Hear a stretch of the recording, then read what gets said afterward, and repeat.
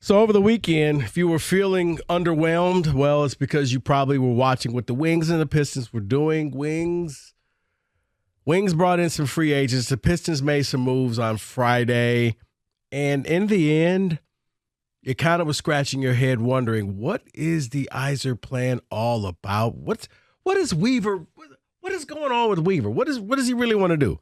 I mean, Stevie brought in some people, and Kenny, I'm going to lean on you for this because I look at some of these guys, and it looks as if he brought in, both brought in depth. Guys that can help out the bench. For the Wings, it looks like you helped out the second, third, fourth lines, not necessarily the first line. For the Pistons, they traded late for Monte Morris. And great, you brought in a Flint guy. Last thing the Pistons really, really, really needed was somebody else in the backcourt. Then again, maybe it was the handwriting on the wall for Killian Hayes because,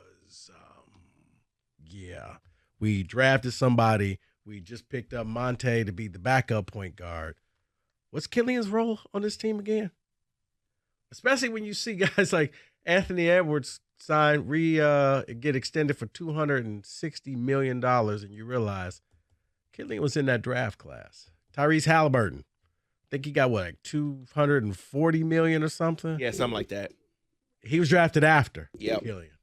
Killian, he'll be going down to the local sandwich shop using a buy one get one free coupon. Killian's on his national team for France. Oh, sorry, he didn't make He that didn't either. even make that. Yeah, this ain't us just piling on. This is, at some point, they just got to go ahead and admit we made a mistake. This guy's not an NBA player. So you brought in Monte Morris. You traded for him. You traded for Joe Harris. Looks like what they're doing is, from what I read, from what I'm looking at, they're trying to set themselves up for next year's free agent class, which I think is the dumbest thing ever. Or they're trying to set themselves up for the trade deadline, which I think is the dumbest thing ever. Reason being, you didn't trade Jeremy Grant when he had value. You didn't trade Bogdanovich when he had value. You're holding on to both. You held on to Jeremy Grant until you got little to nothing. He just re-upped for another 5 years, some $100-some million, so you blew that deal.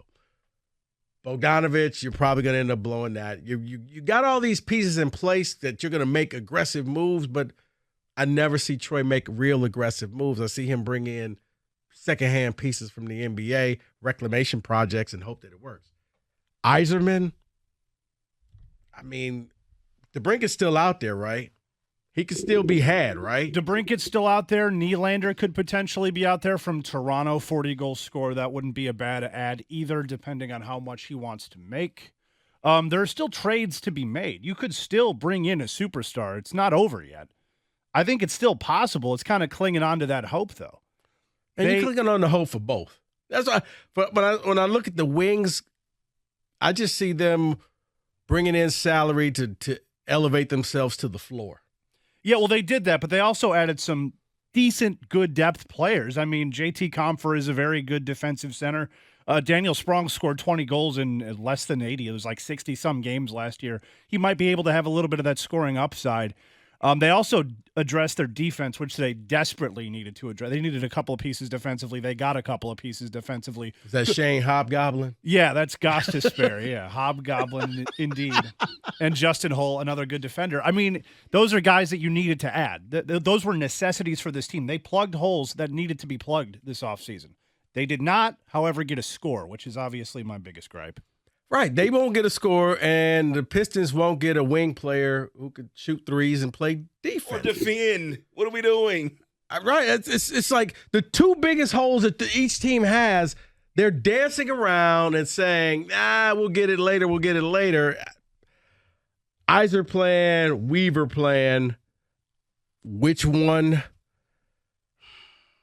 Because I'm sure the Steve bots were really out in full force with all of this. Just following social media through the 600 things that I could actually look at before I get kicked out.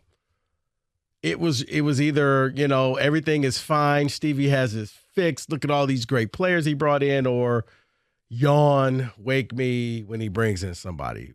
For Troy, and maybe it was just me. I'm looking at what the Pistons did. This is nothing. But I'm watching. Oh, this is great moves. I'm reading articles. This is great moves. He's shoring it up for next year in free agent class. Like, but you did nothing this year.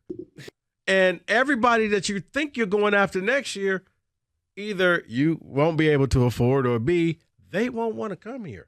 So what are you doing? Oh, you'll be a part of the trade. Right now, as you said, Yzerman can still go out and sign somebody.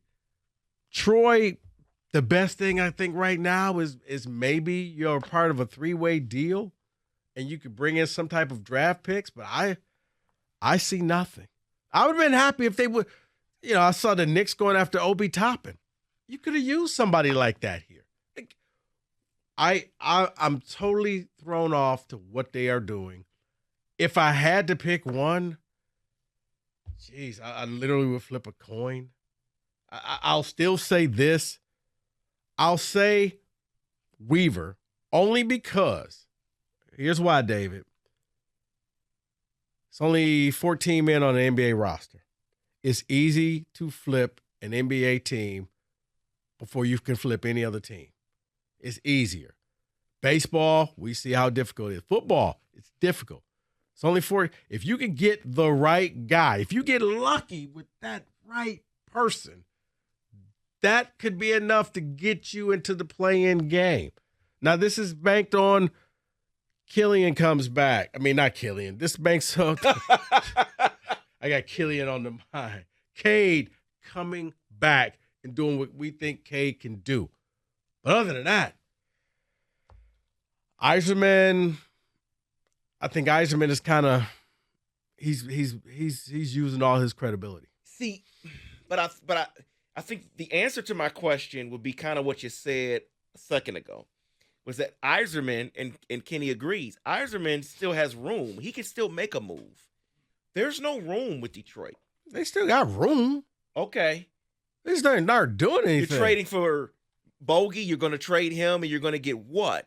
You're going to trade our scraps and get what in a third-team deal? Oh, and by the way, nothing. Cam Johnson, which we were told signed. He's a role player. Yep. Who's opted in. He signed for $104 million. 108 or something like right. that. Yeah. So if you'd have put that $120 million offer out there instead of you know how they were able to pay him? Because you took Joe Harris. Right. So you combine all of those moves by Weaver, and he used up all the cap space that we had. And I don't want to hear from writers or fans saying, oh, this was great, just wait till next year, because that's what you told me last year. That's what you told me. They were going to have space this coming off season, and they did nothing with it. So why would I expect them to do anything with it next year? I can't. But see, at least he's trying to be aggressive, whereas Yzerman is telling you, you get what you get. I don't really care what you people want. I'm only doing things at my pace. At least Troy is lying to you to make it seem like he's trying to do something. Oh, look, we got all this. Steve just came out and said, now, you can appreciate the honesty, but, man, as far as morale goes, when it happens, it happens. I'm not just going to spend money to spend money. I'm not just going to go after players, just go after players. It's got to be a fit. And when I look at this, yeah, I would say Weaver simply because it's easier. If I had to choose, and I'm asking you, who do you have more faith in? 248-539-9797. Yzer plan, Weaver plan. If Troy could hit on one person, that one person could possibly turn this thing and make them a play-in team. Don't get me wrong. I mean, this is, death by drowning or death by being stabbed to death. You don't want either, but you're stuck. But yeah, I was just very underwhelmed by all the different moves because you're seeing people go, oh, by the way, you guys laughed at me about Dylan Brooks. Dylan Brooks got paid. Oh, I knew he was going to get paid. He got paid. You got, oh, you don't want Dylan Brooks. Like, I don't want take him. A chance. I don't want him. I knew he was going to get paid, though. I would have took him. But I will say this, and a lot of people were saying, oh, my gosh, I can't believe a guy like that got that money. Well, they're about to get that salary cap's about to jump in the next 2 years. $20 million.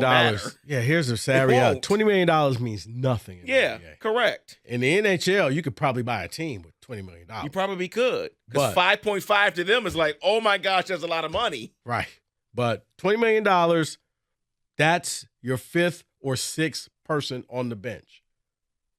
Your fifth starter or your first person off the bench, you're looking at $20 million. Not a ton of money. There were guys out there for them to go after. The other one, I still said, and it's not, I told you, I would have went after Bridges. I would have went after Miles Bridges. It wouldn't have cost you a bunch. As you see, they put in a qualifying offer of $7.8 million. And he eventually signed it, which we thought he wouldn't. Because nobody else wanted him. Which, if you would have just came and said, I'll give you $12 million, they probably would have said, all right, too much rich for our blood, and you could have stole somebody. Yes, what he did was heinous, but you could have had something.